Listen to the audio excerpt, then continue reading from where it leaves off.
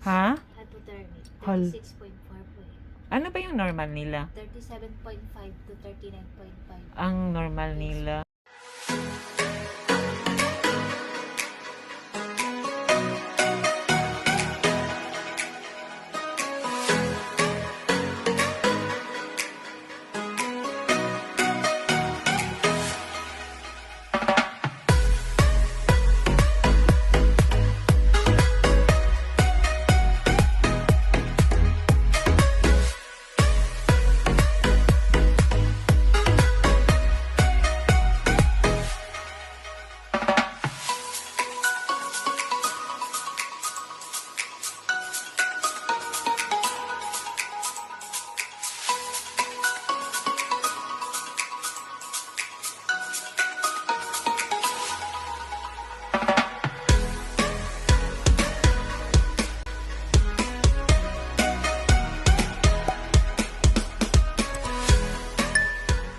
Hi fam! Good morning! For today's video fam, pupunta kami ng Pet Solution.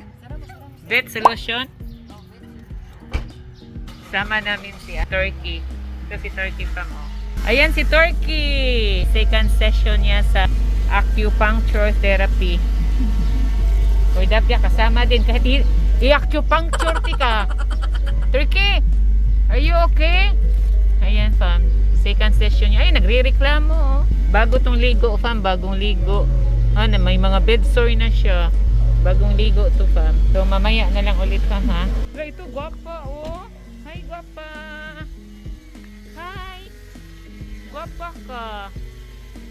Wala kay food? Mamaya bigyan kita food ha. Ta? Opo. Ta? Dali. Susa siya. Guwapa siya oh, may lahi oh. Bye-bye!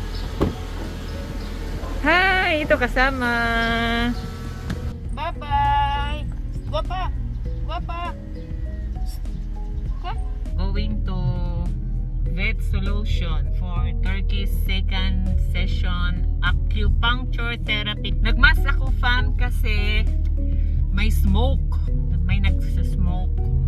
Bawal sa akin kasi medyo hinika ako ngayon. Kaya ako nagsusuot ng mask. At saka hindi ko na talaga matatanggal ang mask fam.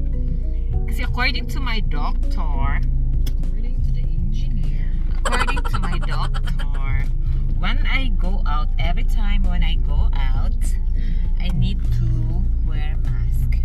Since I am an asthmatic person. So, that's the reason why I use or wear mask. I'll be back later, fam. A few moments later. Sa lukuyang nasa Maginhawa kami ngayon, fam. Going to Sevierville since ang Vet Solution ay nasa Sevierville naka-locate. So dito kami dumaan sa Sikatuna Village. Si Kordapia, fam. Wala naman siyang schedule sa vet. Sama-sama. Labay ko ni sa bintana, fam. Joke lang. Kasama kasi to. Kuyog baboy ba? Kuyog baboy. Alas 11 kasi ng umaga, fam, ang schedule ni Turkey. Kaya maaraw na fam, maaraw. Tuwing hapon ang may ulan, fam. So maaraw, oh, wala akong dalang shades. Nabasag na yung mamahalin kong shades, fam. Dalawang shades na yung nabasag ko, fam. Pag mamahalin, nababasag. Pag mumurahin, natutuklap. Joke. Joke lang, fam. Oy. So, ito, walang traffic. Maraming parking sa gilid-gilid. Can you save more, fam? Yun yung storage, nila dyan. Yun yung likod sa save more. Malapit na kami. Ayun. Hindi traffic, fam. Stop. Diyan kami bumibili ng itlog, fam. Diyan, Sikatuna Consumer Goods. Ayan, mura lang yung bigas nila diyan. Doon sa suki namin binibilhan, mahal. Sa bagay, nasa loob kasi ng village mismo yon. 70 pesos ang kilo sa Ifugao rice. Dito, 62 lang. Tapos yung brown rice doon na nabili ko, 70 ang kilo. Dito, 65 lang. Kaya dito na ako bibili pa. Marami pa silang mga variety ng rice. Pero ayaw namin ng dinurado. Mabango ang dinurado pero ayaw namin. Ayaw ko ang dinurado. Kasi iba ang klase niya eh. Pag sinabawan mo, parang labsa siya. So, hindi siya masarap sa bibig. Labsa siya. Hindi masarap sa bibig. So, dito si Jollibee Fam. Gusto kong kumain ng Jollibee Sikatuna.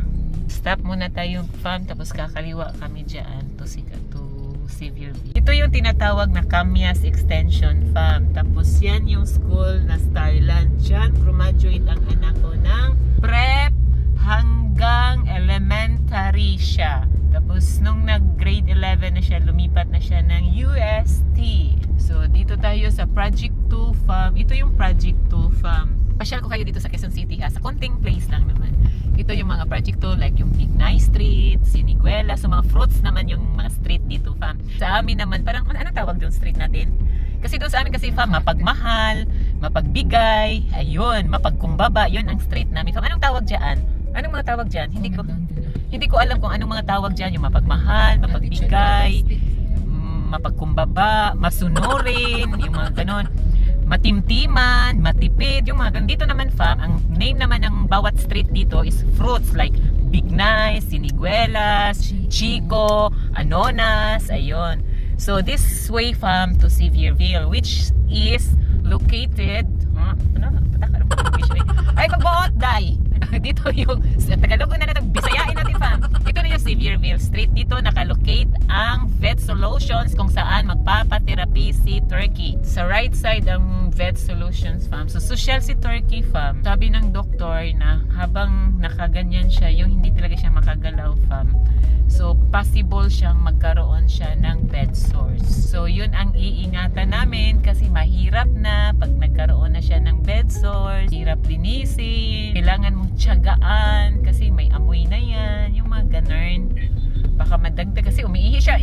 Ang hirap dayapiran. Pag tauran mo siya dayaper fam, mulusot ra magyapon ng iyang ihi dito sa butas. Useless lang kasi hindi katulad doon dog na talagang sahod talaga yung ihi niya. Sa kanya lumulusot doon sa butas ng diaper. So malapit na kami fam sa Vet Solution. So mamaya ulit fam ha. A few moments later. So dito lang yan na side. So yayamanin to dito banda fam. So, yayamanin to dito. Maya na rin fam ha. Bye bye. A few moments later. Seavierville na tayo at tayo'y malapit na sa Vet Solution. Dito na tayo sa Seavierville. Naghintay na yung vet.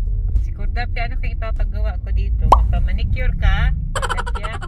Ihatid ko sa salon si Kurdapia pa. Magpa-spa siya. Tapos magpa-nail polish din siya. So ang ipalagay ko sa kanyang nail polish is color red. Para makita yung kaartihan niya. Hi! Dito na kami sa Vet Solutions.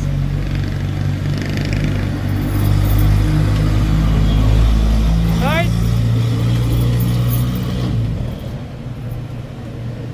Ito na si Turkey. Bibili na tayo ng kamamuhan.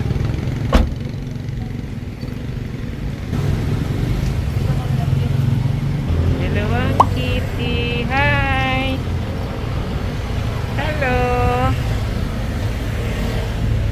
My friend si Kurdapia. Oh, let's go na! Let's go inside na! No! Don't fight! Push. Hello, good morning. May I see? Ayan, yun na yan. Excuse me.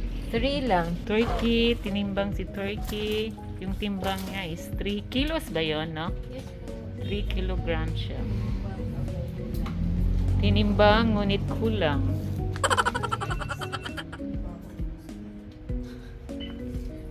Three kilograms si Turkey. Turkey! Turkey!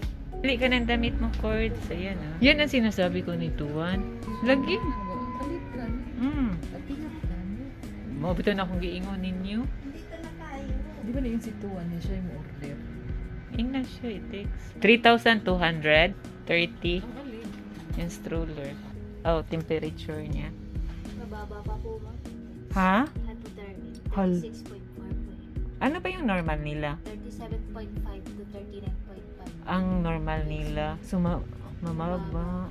So, possible, ano, no? I mean, delikado ba, di ba? Delikado ba? Ha? Ano po ulit natin kay Doc sa taas po? Ang baba po kasi yung ten. Hypothermia. Ganon din siya last time. Kaya yun kasi naligo kasi yan siya. Naligo siya kanina. Pinaliguan namin siya kasi ang dumi niya. Kaya sabi ko, kung meron kayong diaper, kasi nilalagyan namin, di ba, ng pads? Eh, syempre nakahiga lang siya. Diba, nabubuhat niya yung leeg niya. Oh. Oh, maldita to. Ayun o, nabuhat niya siya. Ayan oh. Ito sa bahay, gusto niya lakot siya. Let's go na. Let's go.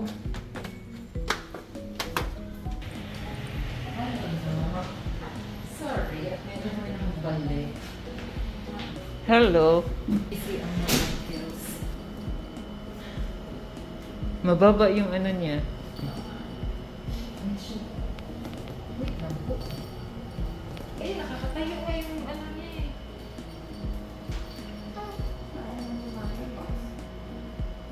Kanina meron, ang pinaliguan ko, ganyan siya. Bedroom. So, ano dito? Pwede may gamot agad dyan. Saan? Pang back through ba? Ayun na. Dapat ano, soft toilet. Sino ka? Ayun! Kanina pa yan siya. Di ba paakyat natin naman yan? Kasi, ayun! Ayan siya. Hi. Bakit? Bakit? Ano siya kay Turkey?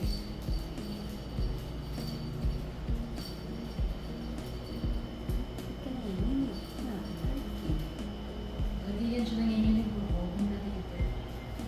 Tapos pagdating sa bahay, Dok, normal ba yun, Dok, na pagdating sa bahay parang malamya siya? Yung parang nanghihina lalo, no? Stress sa biyahe, mga ganun. Talaga niya, yan, nanginginig siya.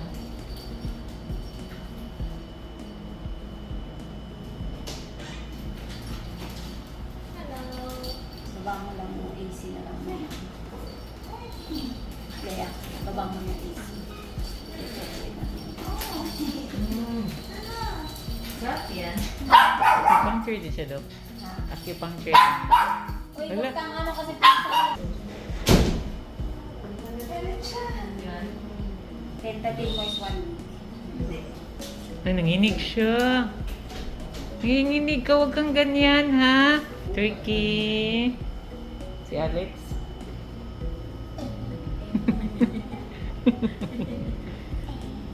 Dito ka nga, may. Tayo. Hindi.